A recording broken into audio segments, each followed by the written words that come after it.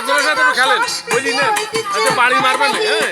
খেলা এবং আমরা ইতিহাসকে তালে বিবর্তনে হয়তো বা হারিয়ে যাচ্ছে, আমরা বিজ্ঞানের যুগে এসে, কিন্তু আসলে এগুলো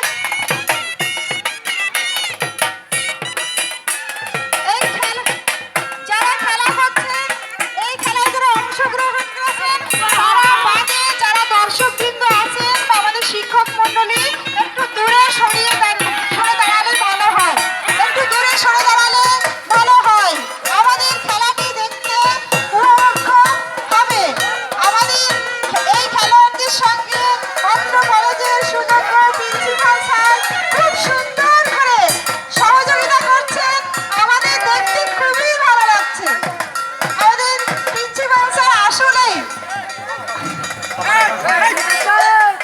অত্যন্ত উপভোগ্য আজকের এই অনুষ্ঠানটি।